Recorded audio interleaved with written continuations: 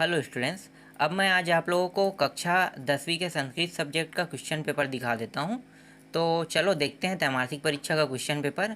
यहाँ पे देखो सही विकल्प चुनकर लिखिए। ठीक है, तो यहाँ पे पहला प्रश्न क्या दिया है? पहला प्रश्न दिया है वपु अख्याति दिया हुआ है। इसका मतलब क्या होता है कि खाने से संबंधित, मतलब क्या खाता है, तो भाई भोजन ही करेगा ना।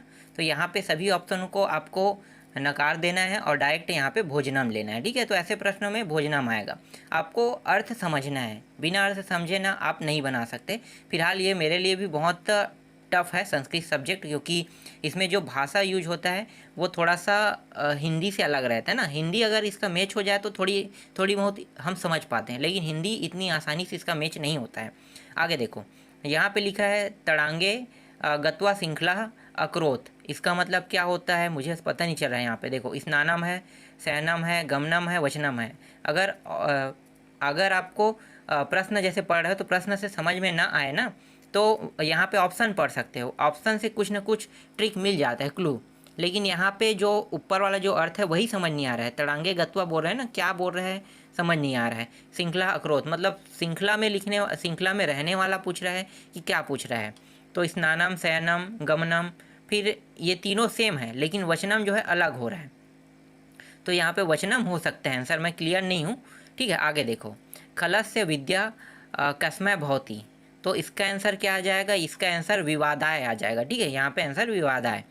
शैले शैले न भवति, तो शैले शैले न भवति मतलब क्या नहीं होता है। ठीक है, तो यहाँ पे देखो एक है मौक्तिकम। ठीक है, मतलब मुक्ति से संबंधित है ये। और एक है माणिक्यम, ये माणिक्य मुझे पता नहीं। चंदनम, चंदनम मतलब भक्ति से ये भी संदर्भित है। साधवा, ये भी भक्ति संदर्भित है। तो भक्ति से इनमें से कौन संदर्भ नहीं है? तो यहाँ पे माणिक्यम लग रहा है, क्योंकि ये तीनों तो आ रहा है। तो ऑप्शन में बचा क्या? माणिक्यम। तो माणिक्यम आंसर रहेगा। इसके बाद देखो वस्त्रपुत्रम पिबेत। तो वस्त्रपुत्रम पिबेत में क्या आएगा आंसर? तो जलम आएगा, क्योंकि जल पीता है। ठीक है, तो जल ही आएगा यहाँ पे।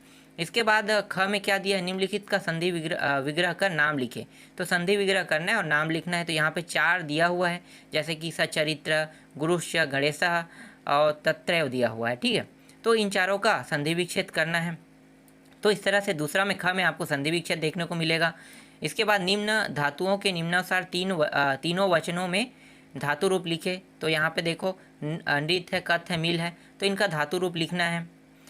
और क्या दिया हुआ है? तीसरा में निम्नलिखित शब्दों का धातु प्रत्यय अलग कीजिए कह रहा है। तो इस तरह से प्रश्न आएगा ना। ये एक मॉडल पेपर है, इससे प्रश्न जो अभी मैं बता रहा हूँ वो प्रश्न नहीं आएगा, अलग आएगा। लेकिन आपको सेम टू सेम इसी फॉर्मेट में प्रश्न देखने को मिलेगा। थोड़ा सा फॉर्मेट चेंज हो सकता है पर सेम फॉर्मेट में रहेगा। आगे देखो, यहाँ पे धातु प्रत्यय वाले में जानते हो ना, बहुत आसान है धातु प्रत्यय निकालना। आगे को हम धातु कहेंगे, पीछे को हम प्रत्यय कहेंगे। जैसे उपसर्ग आगे में लगता है तो वही उपसर्ग धातु हो गया और प्रत्यय पीछे को हो गया। तो यहाँ पे गंतुम है तो ग, ठीक है, गन आ जाएगा यहाँ पे, और तुम जो है अलग हो जाएगा, तुम प्रत्यय हो गया। यहाँ पे मतलब आपको छांटना है यहाँ पे क्या क्या है। ठीक है, कृत्वा है, वर्तमान है, पठित्वा है। इसके बाद देखो यहाँ पे क्या कह रहा है, चौथा में सुभाषित श्लोक का जिक्र किया। सुभाषित श्लोक आपको 3 याद करने हैं, और ये बोर्ड एग्जाम के लिए भी आपको याद करना, मतलब बोर्ड एग्जाम में आएगा। तो 3 कंठस्थ अभी से याद करके रख लो, क्योंकि वार्षिक में तो आना ही आना है।